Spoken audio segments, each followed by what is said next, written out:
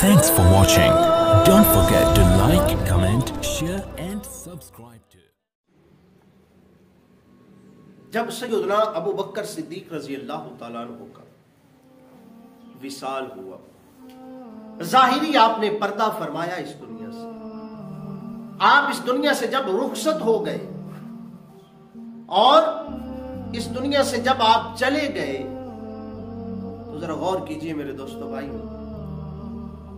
بچیاں آ گئیں اور جو خلیفہ ثانی تھے جناب عمر فاروق رضی اللہ تعالیٰ عنہ، آپ کی بارگاہ میں وہ بچیاں آ گئیں اور آ کر عرض کرنے لگی چچا جان، جناب عمر فاروق سے کہنے لگی چچا جان کیا آپ ہمارے ساتھ چلیں گے؟ کہا بیٹا کہاں جانا ہے، کیوں جانا ہے، کس لیے جانا ہے؟ تو کہنے لگی کہ 2-3 دن ہو گئے ہیں، ہماری والدہ بہت پریشان ہے، ہمارا فلاں جگہ پہ گھر ہے، ہمارے ہاں کچھ بکریاں ہیں، اور جب جناب سیدنا صدیق اکبر رضی اللہ تعالیٰ عنہ اس دنیا میں جلوہ فراز تھے، آپ خلیفہ وقت تھے، تو آپ ہمارے گھر تشریف لایا کرتے تھے اور ہمیں وہ دودھ جو ہے وہ دوہ کر دیا کرتے تھے، ہم وہ پی بھی لیا کرتے تھے اور اس کو بیچ کر اپنے گھر کا جو سرکٹ تھا وہ بھی چلا لیا کرتے تھے، کیا چچا جان آپ بھی یہ کام کریں گے؟ جب یہ بات کہی نا ان بچیوں نے تو جناب عمر فاروق رضی اللہ تعالیٰ عنہ رونے لگے، آنکھوں سے آنسو برسنے لگے اور کہا بچیوں چلو اب دیکھیے کہ میں قربان جاؤں، وہ مراد مصطفیٰ علیہ السلام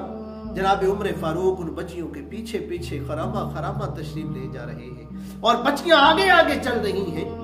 یہ حکمران ہیں، وقت کے حکمران ہیں جنہوں نے 24.5 لاکھ مربع میل پر حکومت کی،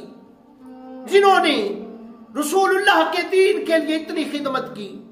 رسول اللہ کے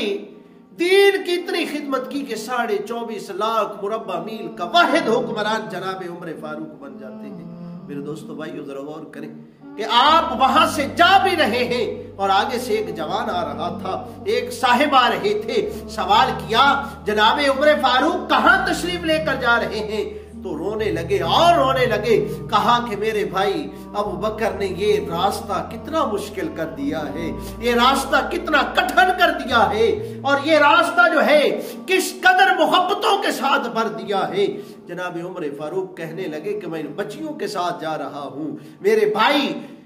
حضرت ابو بکر صدیق رضی اللہ تعالیٰ عنہ ان بچیوں کے ساتھ جایا کرتے تھے اور دودھ جو ہے وہ دوہ کر دیا کرتے تھے، اور آج میں عمر فاروق بھی ان بچیوں کی خدمت کرنے کے لیے جا رہا ہوں۔ میرے دوستو بھائیو دعا کریں کہ اللہ رب العزت مجھے اور آپ کو ویسی رعایا بننے کی توفیق نصیب فرمائے، اور اللہ خالق کائنات ہمیں بھی جناب عمر فاروق رضی اللہ تعالیٰ عنہ کی حکم کے مطابق جو چلنے والا ہو، جناب عمر فاروق جیسا حکمران نصیب فرمائے۔ وآخر دعوانا ان الحمدللہ رب العالمین۔